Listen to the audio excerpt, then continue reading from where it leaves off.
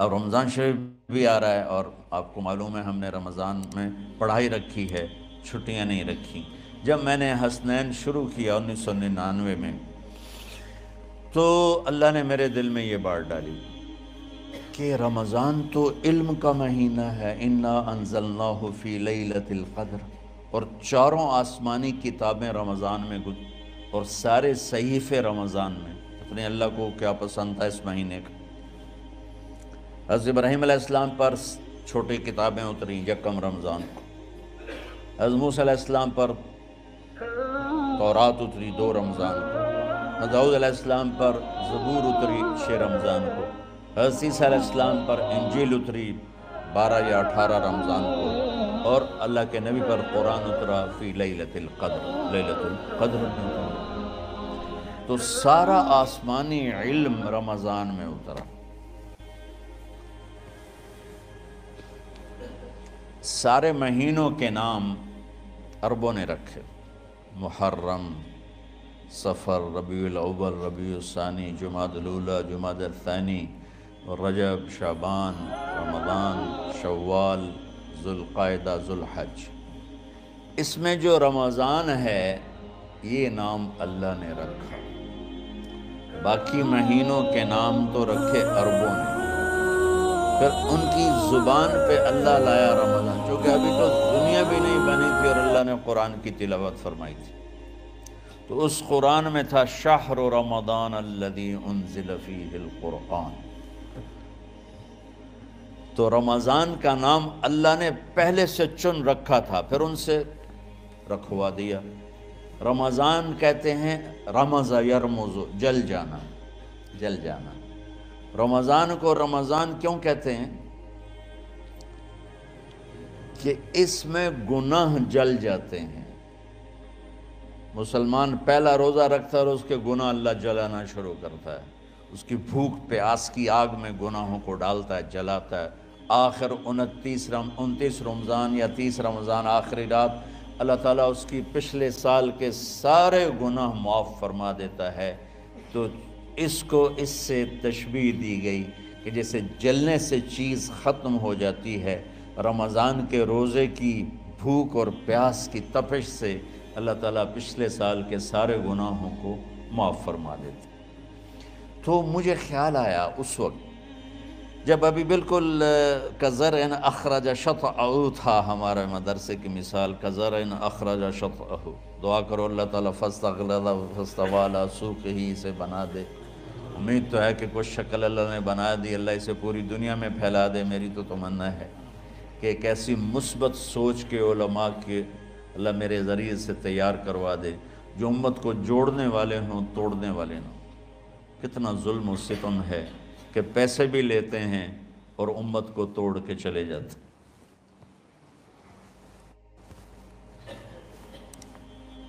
میں نے ایک خطیب سے کہا تم یہ منفی تقریریں کیوں کرتے ہو، تم مثبت کیوں نہیں کرتے؟ تھوڑی چیزیں ہیں بتانے کے لیے لوگوں کو جس پر سارے مسئلے، سچ بولو، کون سا مسئلہ کس کے خلاف کہے گا، محبت کرو، کس مسلک کے خلاف ہے یہ بات، ماں باپ کی خدمت کرو، رزق حلال کماؤ، شراب سے بچو، زنا سے بچو، جوئے سے بچو، سود سے بچو، رشوت سے بچو، جھوٹ سے بچو، ظلم سے بچو، ماں باپ کی نافرمانی سے بچو۔ یہ کتنی باتیں ہیں جو امت کو بتانے کی ضرورت ہے۔ کہنے لگا یہ پھر پیسے نہیں لبدے، پیسے ہی اس گل دے لبدن کہ آج تسی فلانے آندہ توا لین بجامنا، اگر میں توا نہ لگاؤں تو میں تو نہ پیسے نہیں دے۔ تو یہ اس وقت سٹیٹس ہے، تو کیا پیغام جائے گا؟ تو اللہ تعالیٰ آپ کو مثبت بنائے۔ رمضان میں چونکہ سارا علم اترا تو مجھے خیال آیا کہ ہمیں رمضان میں چھٹی کرنا تو ایک ایسی عادت ہے، کوئی سنت تو ہے نہیں، تو مجھے رمضان میں پڑھائی کروانی چاہیے، چاہے تھوڑی ہوگی، روزے کی بھوک بھی ستائے گی اور رات کے جاگنے کی وجہ سے نیند بھی ستائے گی، لیکن اس میں ایک لفظ سینکڑوں لفظوں پہ بھاری ہوگا غیر رمضان۔ تو میں کراچی گیا اور مفتی تقی صاحب دامت برکاتہم سے سب سے پہلے جا کے مشورہ کیا کہ حضرت میں چاہتا ہوں کہ رمضان میں چھٹی نہ ہو، پڑھائی ہو۔ اس وقت رمضان سردیوں میں تھا، تو وہ بڑے خوش ہوئے، کہنے لگے یہ تو بہت اچھی بات۔ اصل میں ہمارے اکابر نے رمضان میں چھٹیاں اس لیے رکھی تھیں کہ سارا سال تو عبادت ہوتی ہے بالواسطہ، پڑھنا پڑھانا عبادت ہے ایک واسطے کے ساتھ، اور روزہ، نفل، تہجد، تلاوت یہ عبادت ہے بلا واسطہ۔ تو طلبہ علماء رمضان میں اپنا وقت عبادت میں گزارے، کہنے لگے اب وہ عبادت تو ہوتی نہیں رمضان میں، تو بہتر ہے آپ پڑھائی شروع کرائیں، بہت اچھا ہوگا۔ وہ تو اتنے بڑے ہاتھی کے پاؤں میں سب کا پاؤں، اتنی بڑی ہستی نے، وہ صرف پاکستان کا سرمایہ نہیں پوری امت کا سرمایہ ہے، تو ان کی اس بول نے نا مجھے ہمت دے دی۔ تو پھر میں نے یہاں آ کر اس وقت یہ پہلی جماعت مولوی عدنان صاحب کی اور مولوی مسعود صاحب اور کچھ انتقال کر گئے رحمۃ اللہ علیہ، یہ تھے، تو ہم نے رمضان میں سبق شروع، اس وقت ذرا میری ہمت تھی تو میں رات کو پڑھاتا بھی تھا، بیان بھی کرتا تھا۔ اب تو یہی میں اتنی مشکل سے بول رہا ہوں۔ تو ہم نے رمضان میں شروع کی کہ یہ رحمتوں کا مہینہ، ہر چیز کی برکت کا مہینہ، ہر شے کی اللہ کی طرف سے فراوانی اس میں ہے، علم کی بھی، ہدایت کی بھی، رزق کی بھی۔ غریب سے غریب آدمی بھی سموسے بنا کے بیٹھا ہوتا ہے، پکوڑے بنا کے بیٹھا ہوتا ہے، اور دسترخوان پہ ایک کی بجائے 3 چیزیں پڑی ہوتی ہیں۔ چاہے رمضان کے بعد سب کے پیٹ خراب ہوں، ایک واری تک کھانے دی تباہی پھیر دیں۔ روزے کا مقصد ہی فوت ہو جاتا ہے۔ روزہ تو ہوتا ہے بھوک کے لیے، پر وہ اتنا کھاتے ہیں کہ سحری کا کھانا افطاری تک ہضم نہیں ہوتا، اور افطاری کا کھانا سحری تک ہضم نہیں ہوتا، پر انہیں دونوں کا ہی کھاونا ہے۔ کہتا ہے بھوک نہ لگے، بھوک نہ لگے۔ وہ بھوک لگنے کے لیے تو روزہ ہے، ایک تو یہ جسم کو صاف کرتا ہے، دوسرا غریبوں کی غربت کا احساس پیدا کرتا ہے کہ جو بھوک تو آج برداشت کرتا ہے، غریب روزانہ یہ بھوک برداشت کرتا ہے۔ تو اللہ کے غریبوں کا، غریب بندوں کو کی خدمت کر، ان تک اپنے مال پہنچا، اپنا اللہ نے دیا ہے تو ان کو بھی اس میں شریک کر، قبر میں لے جائے گا۔ تو اللہ تعالیٰ نے میرے دل میں یہ ڈالا، تو ہم نے تعلیم رمضان میں شروع کی، کیونکہ قرآن رمضان میں اترا، انجیل رمضان میں اتری، زبور رمضان میں اتری، تورات رمضان میں اتری۔ پھر اللہ نے اس مہینے کا نام خود رکھا، شہر رمضان، شہر رمضان۔ اس میں شب قدر رکھی، اس میں رات کی ایک نماز۔ اچھا، پہلی امتوں پہ روزہ فرض تھا افطاری سے افطاری، افطاری سے افطاری، بہت شدید تھا، 24 گھنٹے کا روزہ۔ بس افطاری کے بعد آنکھ لگ جاتی تو روزہ اگلا شروع ہو جاتا تھا۔ تو ہم پر بھی پہلے ایسے ہی روزہ اترا، افطاری سے افطاری۔ تو ابن سرمہ رضی اللہ تعالی عنہ اونٹ چرانے والے تھے، وہ شام کو لوٹے تو بیوی سے پوچھا کوئی افطاری کا سامان ہے؟ انہوں نے کہا ہے تو نہیں، میں کہیں سے لے آتی ہوں۔ وہ گئیں افطاری کا کوئی سامان لینے، ان کو تھوڑی دیر ہو گئی اور ان کی آنکھ لگ گئی، تھکے ہوئے تھے، سورج ڈوب گیا۔ جب وہ آئیں تو ان نے کہا ہائے سرمہ، تو ہلاک ہو گیا۔ کہ کیا ہوا؟ کہا اگلا روزہ شروع ہو گیا کیونکہ تیری آنکھ لگ گئی۔ تو انہوں نے کہا چلو کوئی بات نہیں، لیکن ظہر کے وقت بے ہوش ہو گئے۔ ایک روایت میں آتا ہے نماز پڑھنے آئے اور گر گئے، اور ایک میں آتا ہے گھر میں بے ہوش ہوئے۔ تو جو بھی صورتحال تھی اللہ کے نبی کو پتہ چلا۔ کیا ہوا سرمہ کو؟ کہا جی وہ افطاری کر نہیں سکے تو روزہ شروع ہو گیا تو بے ہوش ہو گئے۔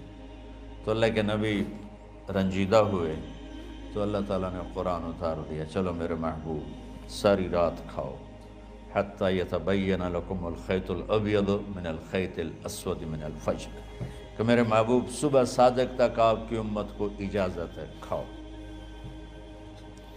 پہلی امتوں پر افطاری سے افطاری، لیکن ان کی نماز تراویح نہیں تھی، تو ہمیں اللہ تعالیٰ نے دیا سحری تک، پوری رات۔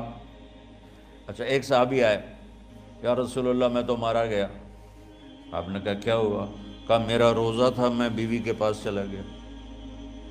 آپ نے کہا تو پھر تو غلام آزاد کر، کفارہ دے۔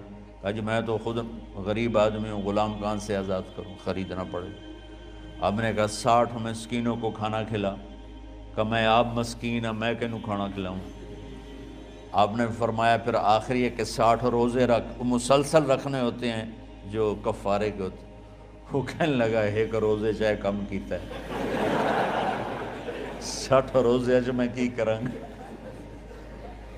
تو آپ نے فرمایا اچھا ٹھیک ہے بیٹھ جا۔ بیٹھ گئے۔ تھوڑی دیر ہوئی تو ایک انصاری صحابی کھجوروں کا ٹوکرا لے کر رکھے، یا رسول اللہ یہ صدقے کی کھجوریں ہیں، تقسیم فرما دیں۔ تو آپ نے فرمایا بھائی وہ کدھر ہو؟ کہا جی بیٹھا ہوں۔ آپ نے کہا ادھر آ، یہ کھجوریں لے جا اور 60 گھروں میں تقسیم کر دے۔ سبحان اللہ، اللہ نے اس امت کو لاڈ لڈائے ہیں، یہ اللہ کی لاڈلی امت۔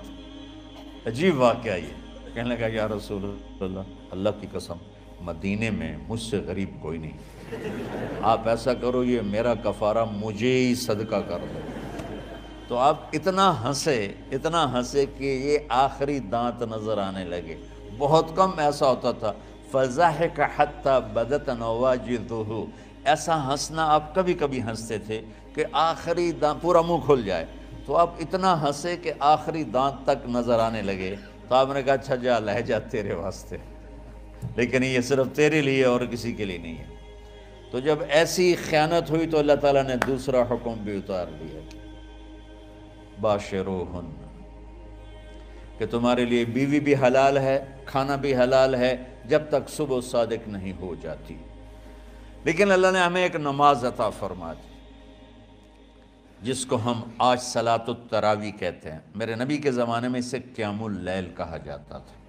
تراویح کا نام کب پڑا اس کا تو مجھے پتہ نہیں، کہیں نہ کہیں لکھا ہوگا، لیکن صحابہ کے دور میں اس نماز کا نام تھا قیام اللیل۔ اس لیے حضرت عائشہ رضی اللہ تعالیٰ عنہ کی روایت ہے جس سے 8 رکعت والے حضرات استدلال کرتے ہیں کہ رمضان اور غیر رمضان میں، اس کو امام بخاری نے قیام اللیل کا ہی عنوان دیا ہے، آپ نے 11 رکعت سے زیادہ نماز نہیں پڑھی۔ ایک ضعیف روایت میں ہے کہ آپ نے 3 دن پڑھائی نماز، یہ تو صحیح روایت ہے۔ کتنی رکعت پڑھائی؟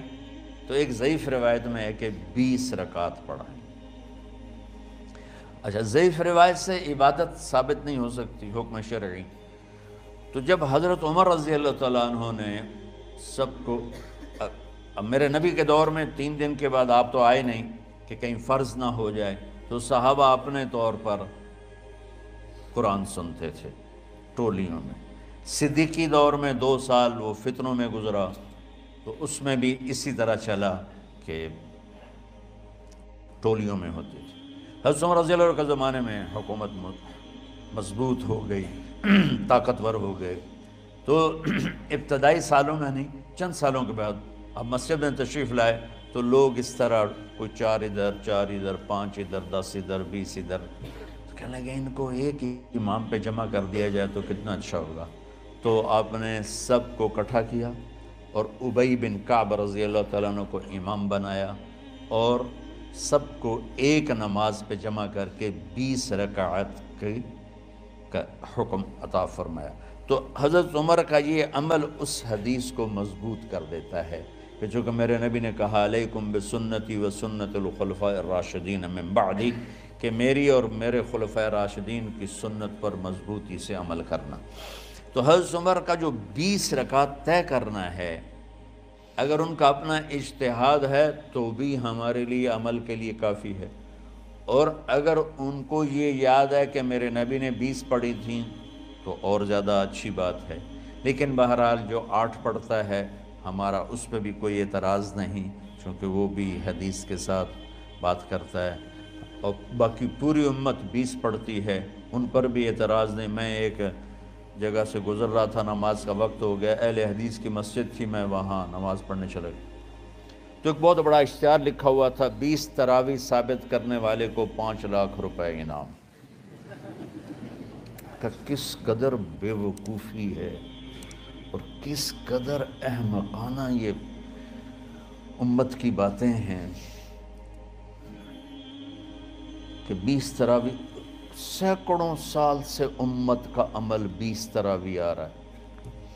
تراویح کا نام جو پڑھا مجھے یوں لگتا ہے کہ اہل مکہ، یعنی اہل مکہ جو تھے نا، وہ 4 تراویح پڑھ کے ایک طواف کرتے تھے، تو وہ آرام کے لیے ہوتا، ترویحہ آرام، تھوڑی دیر کا آرام۔ تو 4 تراویح کے بعد ایک طواف کرتے تھے، وہ چھوٹا سا طواف 10 منٹ میں ختم ہو جاتا تھا، اور پھر 4 تراویح پڑھتے تھے، پھر طواف کرتے تھے، پھر 4 پڑھتے تھے، پھر طواف کرتے تھے۔ یہ صحابہ کے تھوڑے بعد کے دور کی بات۔ تو مدینے والوں کو پتہ چلا کہ مکے والے تو یہ کرتے ہیں، وہ کہنے لگے اساں کی کریے؟ انہوں نے کہا اسی 40 تراویح پڑھیں گے، 40 رکعت، وہ 40 رکعت پڑھتے تھے۔ تو نوافل میں کوئی سختی نہیں کہ بھائی 8 سے زیادہ نہیں پڑھنی، بدعت ہو جائے گی، اور 20 پڑھنا بدعت ہے، یہ سب جہالت کی بات ہے۔ اور یہ 8 پڑھ رہے ہیں یہ غلط ہے، یہ بھی حماقت کی بات ہے۔ جو صحیح حدیث سے دلیل پکڑ کے کوئی عمل کرتا ہو تو بھائیو اس سے بحث نہ کیا کرو، مناظرہ نہ کیا کرو، یہ بہت نادانی والی بات ہے۔ اور امت کا خلق لاکھوں کروڑوں انسانوں کا ایک عمل پہ جمع ہونا، یہ بذات خود اس کی طاقت کی ایک دلیل۔ اور حرمین جب سے میرے رب نے، حضرت عمر نے 20 رکعت شروع کی، آج تک وہاں بھی ساری مساجد میں 8 رکعت تراویح ہوتی ہے، لیکن حرمین کی مسجد میں 20 رکعت، ادھر بھی ادھر بھی۔ اور یہ جو وہاں ختم قرآن پہ دعا نہیں مانگی جاتی، یہ کس کا عمل ہے؟ حضرت عثمان کا۔ حضرت عثمان نے اپنے دور خلافت میں تراویح پڑھانے والے سے کہا جب قرآن ختم کرو تو دعا کرنا۔ وہ کہنے لگے جی کیا دعا کروں؟ کہ جو تیرے دل میں آیا کرنا۔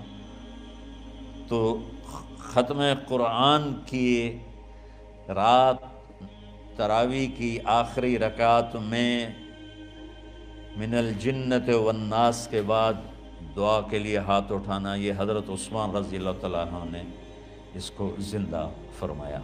اور امام دعا کرتا تھا 1 منٹ، 10 منٹ، 20 منٹ، جتنے بھی، اور پیچھے لوگ آمین کہتے تھے۔ وطر کی جماعت نہیں ہوتی تھی، وطر کو باجماعت حضرت مولا علی رضی اللہ تعالیٰ عنہ نے شروع کی کہ وطر کو بھی باجماعت پڑھا جائے۔ تو یہ ان کی سنت ہے کہ وطر کو باجماعت پڑھا گیا۔ تو اب یہ لہٰذا یہ سارے سنت جو کام ان خلفۂ راشدین سے ہوا وہ بھی سنت ہے۔ تو اللہ نے ہمیں ایک عبادت دے دی کہ میرا قرآن پڑھو اور سنو۔